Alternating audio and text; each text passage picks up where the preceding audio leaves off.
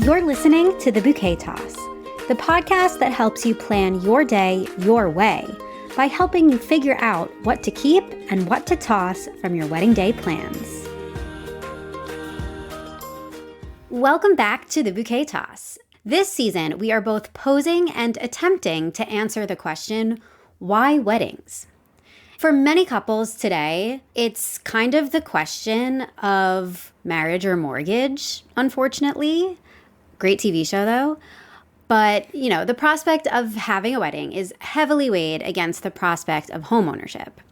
So we want to take kind of a little bit of a deeper look into this because you can't really plan your wedding without thinking about where you'll live and where you'll live in the future.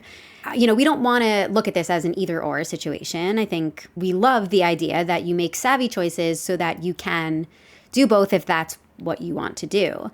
And one of those really savvy things that you can do, I know I'm going to be doing this, is having a home fund as part of your registry. And people might have feelings about that, so we're trying to get a little bit deeper into that, and we have some stats and some other things to share. Yeah, so the Knot actually teamed up with Zillow to release a study on how more couples than ever are asking for a cash down payment on a home instead of more traditional gifts. And we think this is a very savvy choice, and we're excited to talk more about this. So with us today to chat is Amanda Pendleton from Zillow. Amanda is Zillow's home trends expert. Her practical, data-driven advice on real estate and design has been featured on Today, Real Simple, Glamour, Forbes, and NBC, ABC, CBS, and Fox affiliates around the country. She is an Emmy Award-winning storyteller and television personality who spent 15 years as a major market news anchor. We're so lucky to have her here with us today. Hi, Amanda. Welcome. Hi, it's so great to be here. We are so excited, hearing about this study that Zillow teamed up with the Knot to do. We love, because I think every couple, we always say this, is always looking for permission to do these things for their wedding. Whether that's not having a bridal party or not having a cake or what you put on your registry. People I think just want to know what other people are doing. And so we want to know from you, what do you think about this idea of a cash fund for a down payment for your house trend? Yeah, you're definitely not alone putting a home fund on your wedding registry, and you should feel okay about that. Zillow Home Loans' latest research with the Knot did find that the share of couples who are now including home funds as part of their wedding registry has increased 55% since 2018. So now 20% of all couples are doing this. 1 in every 5 couples getting married have a home fund on their wedding registry. That's a lot of people. And I know this trend is eye-catching, but probably not entirely surprising, right? And there's 2 reasons why we think this trend has sort of really picked up steam. The first is obviously the affordability crisis that's happening in the housing market. And the second is really the drive and the creativity and the resilience of younger Americans who are coming up with new ways to get their foot in the door of homeownership when all these factors seem to be piling up against them. And I can dive a little bit deeper into those 2 reasons. Yeah, please do. I think let's start with the factors. We all probably know, on the surface, what these are, but let's name it. What are these factors that are hitting millennials and making it really hard for them to buy a home? Yeah. So let's just acknowledge that when you're in your 30s, there are a lot of milestone events happening in your life all at one time that are really expensive, right? Chances are, maybe you're getting married, maybe you're having a baby, maybe you want to buy a home. All these things typically happen for people in their 30s. And to be honest, incomes just haven't kept up with the cost of living. So yeah, there's a lot of financial decisions that you have to make at that time in your life. And when we're thinking about, what's happening in the housing market, it now takes nearly 12 years for a typical first-time home buyer to save up for that down payment. Now compare that to 9 years prior to the pandemic. So that's really increased in just the past few years. And that's a really long time to save your pennies, right? To scrimp and save, especially when you've got all these other costs to cover, right? Like your student loan payments, inflation, everything's more expensive now, right? And if you have to pay for a wedding too. Meanwhile, the typical monthly mortgage payment has more than doubled since prior to the pandemic as mortgage rates have increased. So even if you do scrape together enough money to put down that down payment, you're still, paying about 39% of your gross income on a typical monthly mortgage payment. Okay. That's nearly 40% of everything you're bringing in is going to housing. There's very little cash left behind for the other essentials of life. On the flip side, we are seeing home buyers making it work. The reality is that the share of first-time home buyers has never been higher. They make up 50% of all home buyers today, despite all these affordability challenges. And so I think the trend of turning to wedding registries to help cover some of the high costs of home ownership kind of reflects just how resilient, how creative younger Americans are right now, but also, the fact that they're just better informed, they're better educated, they have access to financial education resources that previous generations just didn't. That is so true. Oh my gosh. I'm like, I just want to snaps over here. Yeah, I mean, that's so good to think about. I think we can't obviously discount the pandemic. That was a huge factor, which obviously affects all generations, all people, everyone, everywhere. And I also think it's almost ironic that this, people who are in their 30s right now, we kind of grew up as young adults or teenagers with the YOLO idea. I feel like we maybe even coined it. And now with everything against us, we're probably the generation with the biggest amount of student debt. And turned 30 during the pandemic. And here we are wanting to YOLO and have experiences and do all these things, but also have all the things that the people before us had in terms of the stability in having a home or a car or owning anything. You can count 800 other things that this money could go towards. And yes, that was always true. But especially right now, it just feels like it weighs on you to make the decision to put this money towards something. And that's why, I remember my sister said to me, and she got married 8 years ago, but I remember she said to me, and it was the first time I had this realization, because we were saying I don't know, maybe we'll buy something before we have our wedding. I don't know, we don't have to be traditional in the sense of, what people do first. And she was like, that's so dumb, because when you have your wedding, you get gifts and then you can make some of the money back that you spent. And then you have more of a buildup for a down payment on a home. Whereas if you do it the other way, you spend all of the savings that you had done. And then when are you going to get married? When are you going to have the wedding? And so I really think it's silly to not include a down payment cash fund on your registry. People want to give you gifts. They want to celebrate you. And often, we're talking about all these things, they happen in your 30s, but that's also a number that has changed and it's gotten higher. And in the past, a lot of people got married younger in their 20s and maybe didn't have more of these established homes with their partners and, all the things that they need. And especially, I think, coming out of the pandemic, we kind of all were forced to invest in where we live because we spent so much time there.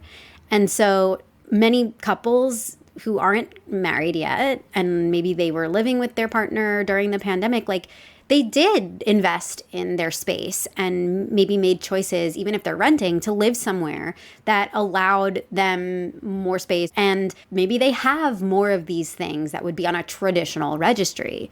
So this is such a good option. Yeah, I think also when you consider, according to the Knott's latest survey or wedding report, the average wedding budget is $30,000. Whereas what is the average down payment on a home? Yeah, 20% down payment on a typical home is $70,000, but so many people are putting down much less. So a 10% down payment on that same home is $35,000. It's really comparable to the cost of a wedding today. I mean, that's quite a stat and quite a comparison to make, right? This really does bring into the question marriage or mortgage. That's the concept behind the whole show, right? Did you watch that, Amanda? I think I watched one episode, but caught my eye too on Netflix. Yeah, I feel so silly about it because I watched it way before I was engaged. And my partner and I were together, but we were like, oh my God, they should all be picking the mortgage, like every single one of them. But like, yeah, we are having a wedding. Here you are planning a wedding. I feel like once you're actually in that place to choose, it's hard, it's hard to know. And yes, they are expensive. But yes, we are still choosing to have them and finding ways to make them work and make our dream of owning a home work. So there's got to be a reason, right? There's got to be a reason that we want to do both. And also there's got to be a way that people are pulling it off. And so I want to talk about like my experience with the home down payment cash fund on my registry. So I'm using Joy as my registry. It's maybe even like the first suggestion that comes up on the registry. It's like that and your honeymoon fund. And then it's like, connect other registries or look for gifts or like for the physical things. But they're like putting that front and center too, which I love because that's I think what we're mostly hoping to get from our guests. And I think people maybe get worried that like the only hesitation is like, well, what will my guests think? How does it look to somebody else for me to be asking for money for this? And, first of all, you don't have to put a number. You don't have to be like, we're asking for this amount of money. Please help. It's not like a GoFundMe. It's not like raising a, you don't have to set your goal that everyone has to chip in to meet. You don't have to be like, we're $5,000 from our goal. Aunt Susan, can you make that work? Pony up. Right. It's not at all like that. It's completely can be anonymous. So like the only public facing thing is it's like a picture of a house. We wrote something about, it's our next goal after our wedding. And so we would love the support from our community to make steps towards reaching it.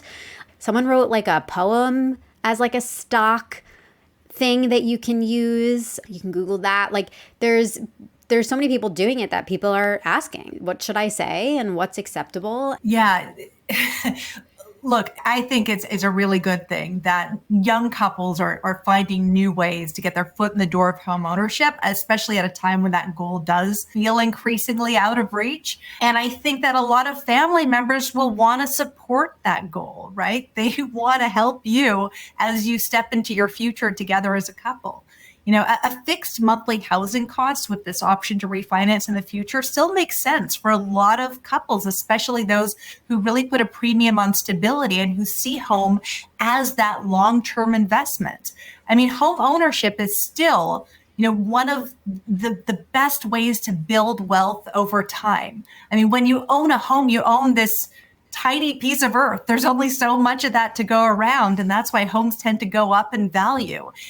And right. Owning a home, you are building equity. You can then borrow against that equity to pay for your child's college education. You can sell it and then have a really comfortable retirement, or you can pass that along to your children. So, we're talking about building generational wealth. And for a lot of people, that starts with home ownership. Hearing it in that perspective, it's the polar opposite of a wedding. Like a wedding is a one-day expense.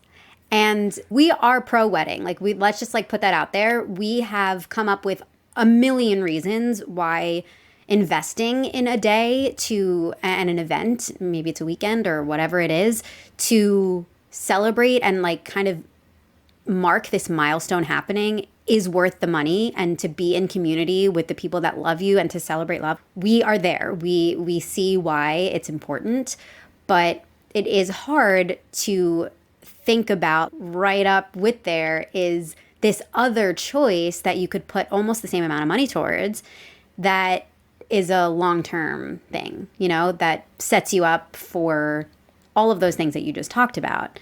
I think arguably, there are emotional parts of having a wedding that set you up for that future that you'll have within the home you hope to buy. So that's why, to me, the idea of getting the support from the people that love you and that want to celebrate your love, rather than feeling like you're putting it upon someone, that's like such a beautiful way to think about it. These are the people that helped us get here. Absolutely. Let's reframe it.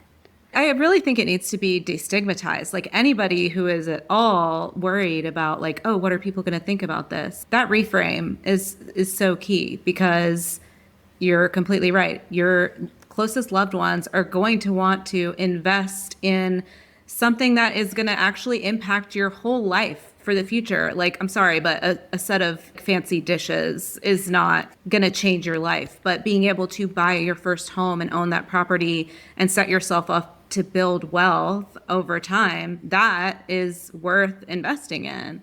I would be curious to know, like, if there are any stats out there about, the difference in wedding gift contributions for an item on a gift list versus what people typically would give towards a home fund or like a home down payment.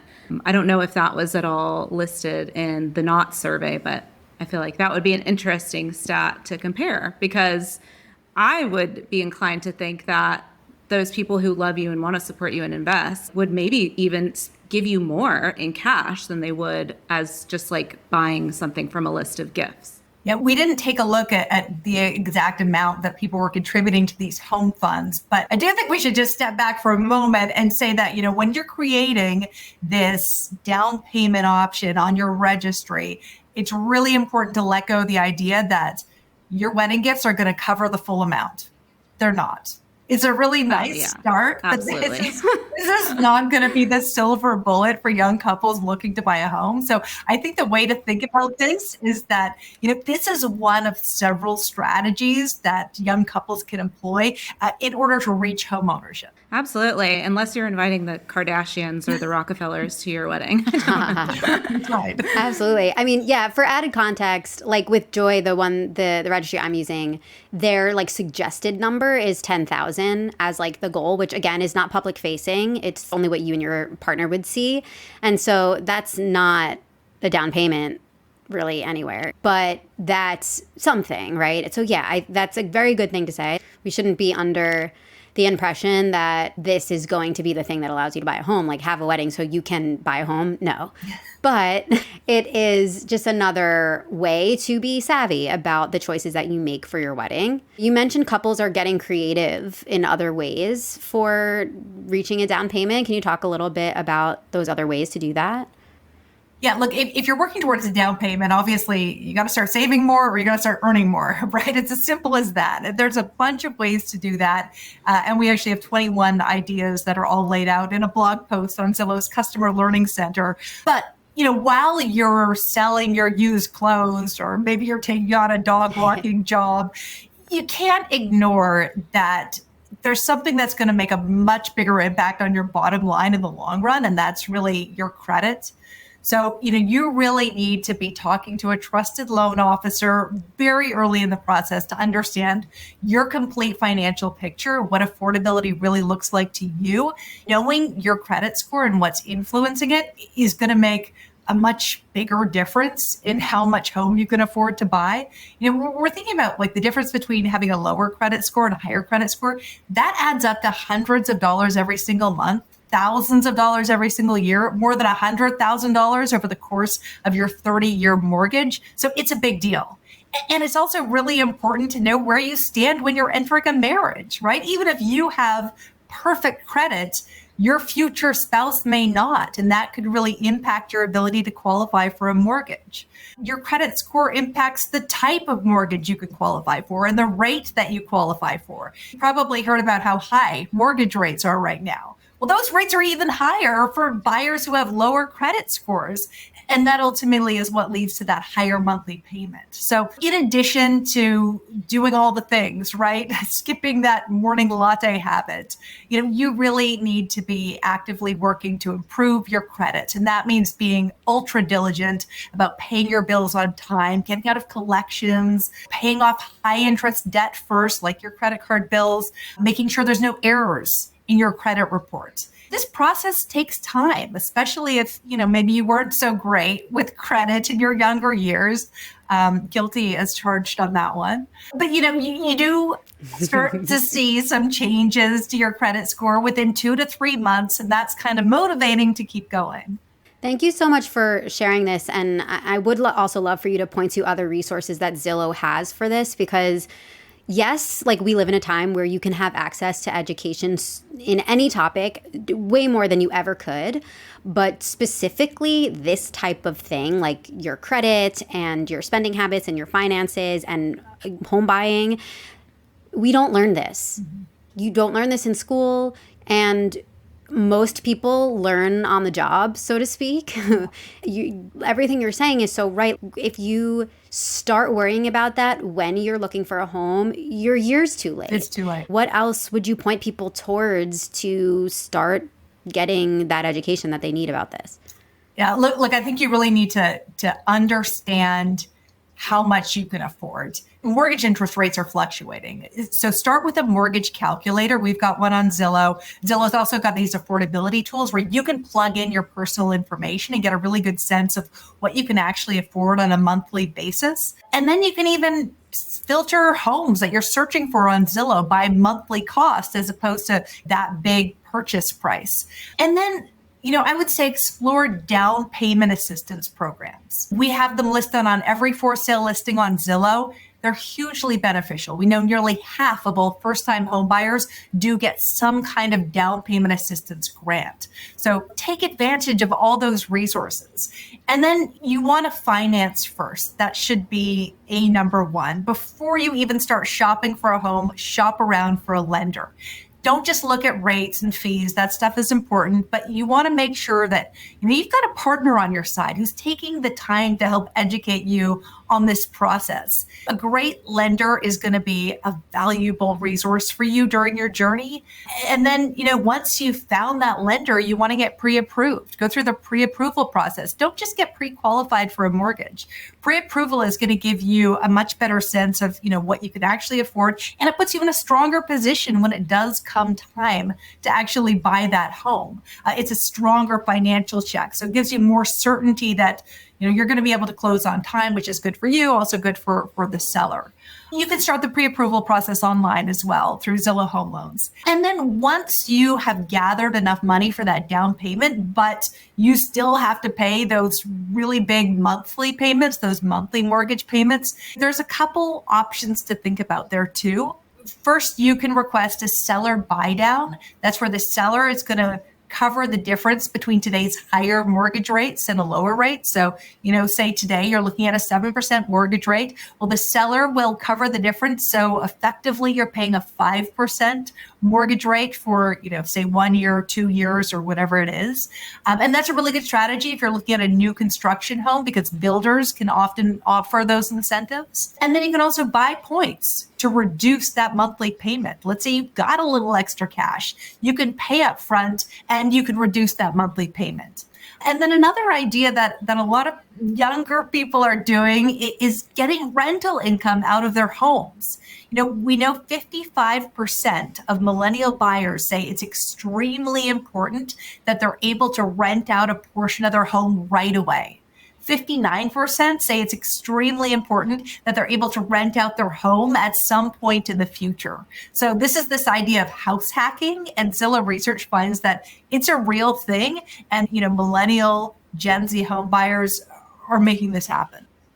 I'm so glad you mentioned this because this is something that I never would have thought of, but I live in that situation. The people that own the apartment that I live in, it's a house. We're in the top of the house and they own the full home. They're millennials and it's going to help them tremendously. And it's not ever something I would have thought about until I walked into this situation.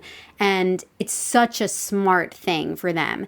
And they are actually an example. They were a COVID couple and they ended up canceling their wedding because they were they were right at the beginning and everything just fell apart for their plans. And they were like, you know what? We'll use the money differently.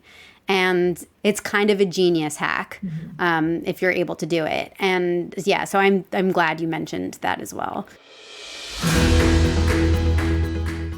We love anything that can help make wedding planning more fun and less stressful. And that's why Greenvelope is a game changer. With over 8,000 five-star reviews, it's clear that so many people agree. Wedding announcements and invitations with Greenvelope are easy on your budget while sacrificing nothing when it comes to style or quality. They have thousands of beautiful designs for everything wedding related, from engagement announcements to save the dates, formal wedding invitations, thank yous, and beyond. Plus, they have several key features that make communication with your invitees a breeze. Guests can RSVP with the click of a button, so you'll know in an instant who will or won't be attending. And you can even include survey questions to ask guests about meal preferences, accommodations, and more. One thing that I personally think sets Greenvelope apart, and something that really turns the stress way down, is that with every Greenvelope account, you have your very own messaging center. This makes sure that you're able to keep in contact with any of your guests at all times, whether you need to follow up, pivot your plans, or even ask for an extra hand. And while it's true that weddings with Greenvelope save a lot of paper, the company takes their commitment to a sustainable future a step further, partnering with organizations like National Forest Foundation and being a proud member of 1% for the Planet. So if you're planning your big day, there's really no need to wait. Visit Greenvelope today by going to greenvelope.com/BSB or by visiting the link in the show notes.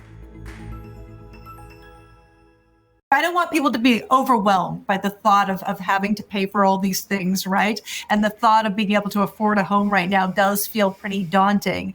I would say try again. We know nearly half of all first-time buyers are denied a mortgage at least once before they're ultimately approved. So, you're not alone. If you're denied a mortgage, don't give up. You just kind of got to recalibrate and try again. Our generation really does have to be so resilient in every aspect of life, don't we? Yes.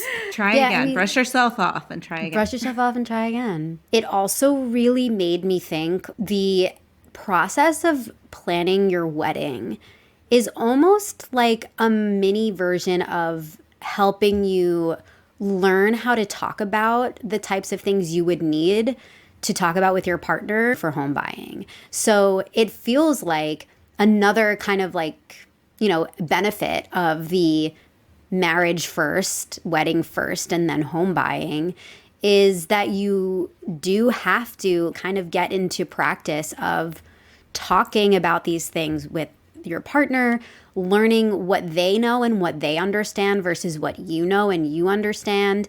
And you do all of that, for sure, when you're planning a wedding, even down to the traditions and the trends and everything that people think you're supposed to do. One partner inevitably turns to the other and says, how do we do this? Or are we supposed to do this? Or how do we find a DJ? Or do we need to have a cake? And the other partner often doesn't know. And even if it's a man asking a woman and they expect her to know because they think she's only thought about weddings her whole life, she probably doesn't. And so it's kind of like that breeding ground that's starting, and it's budgeting and it's figuring out, it's maybe the first time that you're talking to each other about your credit score or how much you have saved or any of that, because that's often the first big thing you're doing together.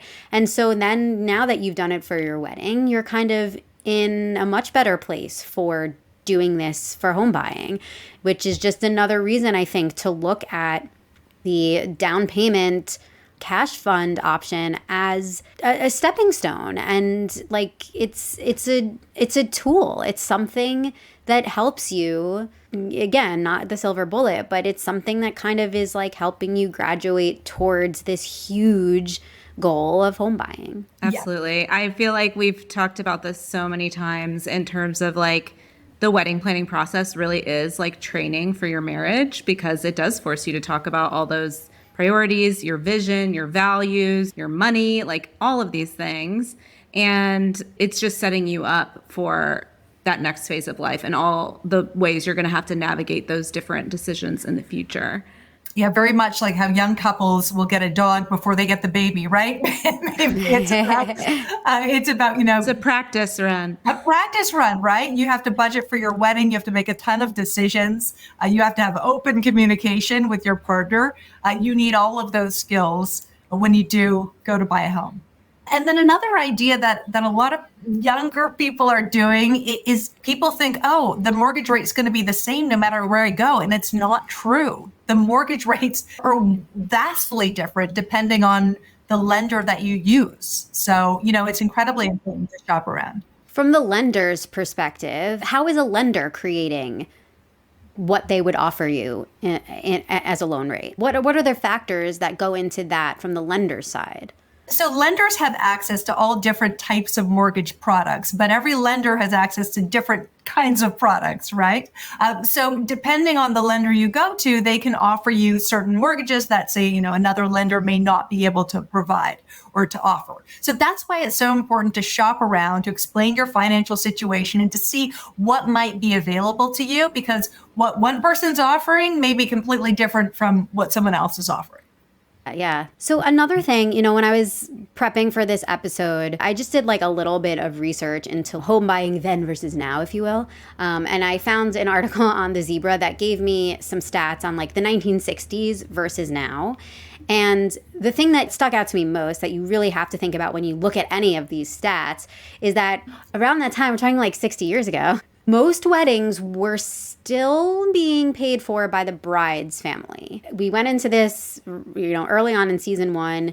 That literally comes from the tradition of the bride's parents paying the groom's parents a dowry so that they will take on the burden of bringing this woman into their family. And yes, I think we can all agree we have moved away, at least in our culture and our society. We have moved away from that, which is fantastic. But the generation of people getting married, their parents, I think, still do think, or were raised to think that, like, traditionally that's how it works. The bride's parents pay for the wedding.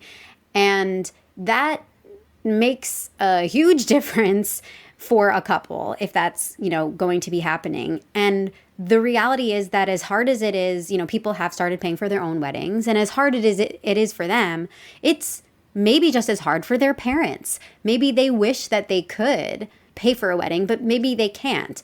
And parents who were home buyers are also dealing with the home buying situation that first-time home buyers are dealing with. They maybe during the pandemic were affected. Maybe they had to downsize. Maybe the mortgage crisis during 2008, they were raising their kids then. They could have been affected then. And so it all trickles down. Yeah, no, I think the big question is, how are people able to afford homes today? How are first-time buyers actually making this work? And the secret is that they're not doing it on their own. A recent Zillow report found that 43% of recent home buyers got a gift or got a loan from family and friends to finance that down payment. If you're fortunate enough to have family support and family resources, that's really going to help you get over that line, right? Being able to save enough for that down payment. If you're not fortunate enough to have those resources, and not everybody is, right? There's down payment assistance programs out there. I think people don't realize that there's a lot of free money that they can tap into. We list them all on the for sale listings on Zillow, and you just have to go and see if you're eligible for those particular programs. We know that nearly half of all first-time home buyers get some kind of grant. It's usually from a bank or from a credit institution. But yeah, those grants can add up to, on average, about $17,000, which is a really big deal, right? Yeah, I mean, no one's giving you a grant to have a wedding. Right. Exactly. So yeah, this is money that's available, and you just need to make sure you're looking in the right places to find it.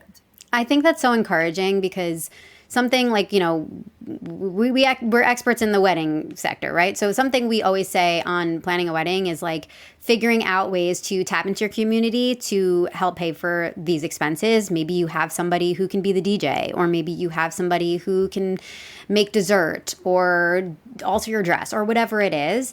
And that's a way of achieving this thing. And, maybe you even have a vendor being paid for by a family member. That's something that I think a lot of couples who are planning a wedding are very comfortable with. They're so thankful, but they're like, you know what, that makes sense. They can pay for this thing. And that's exactly what a contribution towards your home is. It's like a little portion of it that's just helping you get that much further. Mm-hmm. Yeah, gift funds are also incredibly popular. More than 20% of first-time buyers are tapping into family money. If you can't get a gift from family or friends, think about asking for a loan.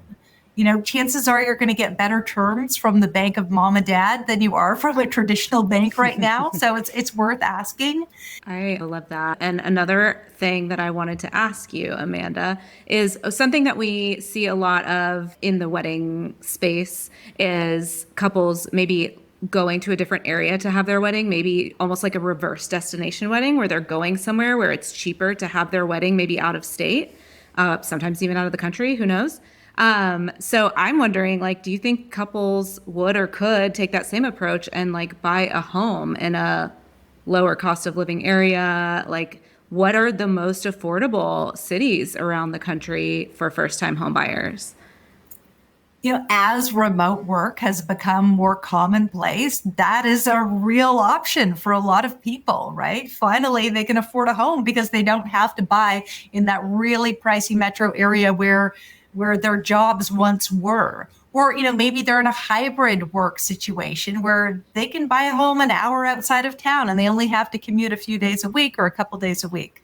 So yeah, I think there's a lot more options available to people. And there are still places where you can buy a cheap home. But what we look at Zillow is where homes are more affordable. So where incomes and home prices are more aligned. And right now, you're going to find a lot more of those cities in the Midwest and also secondary cities of the East Coast. So if you think about, the typical time for a first-time home buyer to save up for a down payment, it's nearly 12 years nationwide. Well, in Detroit and Cleveland, it takes about half that time.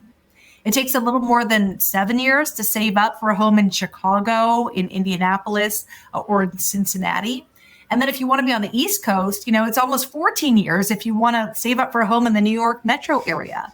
But, look at Hartford or Philly or Richmond, Virginia, and that's where it takes about 8 years to save up for a home.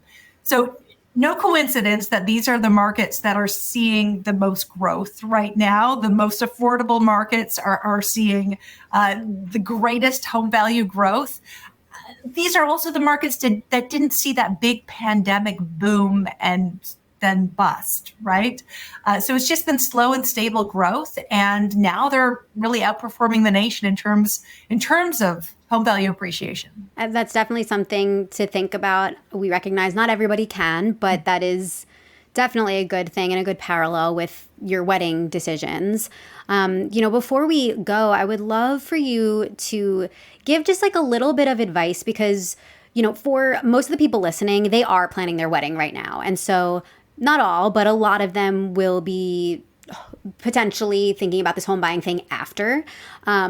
But based on everything you've said, starting early is really the best thing you can do. And so I'm wondering, for somebody planning their wedding right now, what advice would you give for things that they can be doing or learning or thinking about or talking about right now that will set them up for doing this home buying journey after they have their wedding? Yeah, I think right off the bat, you want to get your financial ducks in a row. And I think this is going to be helpful for you as you plan your wedding and figure out how much wedding you can afford. And then ultimately, when you're trying to figure out how much home you can afford, right? So that's understanding your credit, working to improve your credit, working with your partner, understanding their credit situation, understanding what their financial goals are, trying to establish sort of a timeline for when we want these things to happen in our lives and planning for it. The second thing is understanding affordability and understanding what affordability really means to you. The third thing would be to think about financing first. That should come before anything else, before you fall in love with that dream home on Zillow. I know we all do it, but you really want to get with a lender beforehand to really understand what kind of mortgage you can qualify for and therefore what homes you should really be shopping for. And then, it's all about sort of building that team, right? You get the lender, but then you want to hire a great agent because they're going to help you make a lot of these big decisions and find the right home for you. You can get a lot more information at Zillow.com. We've got a great customer learning center, tons of resources outlining affordability. We've got all these affordability calculators and mortgage calculators available that are so helpful for a first-time buyer. Thank you so much, Amanda. That. This has been so enlightening and helpful and positive. I think that's also like the good thing about it. You know, we did want to make sure this wasn't a doom and gloom episode. Like, let's be constructive and see how we can do everything. And you gave us so much of that. So thank you so much for being with us. Oh, thank you for having me. You've been listening to The Bouquet Toss, brought to you by thebudgetsavvybride.com. For more tips, tricks, hacks, inspiration, and support, check out the links in our show notes. We are a proud member of the Evergreen Podcast Network. Get more information and check out other shows in the network by visiting evergreenpodcasts.com.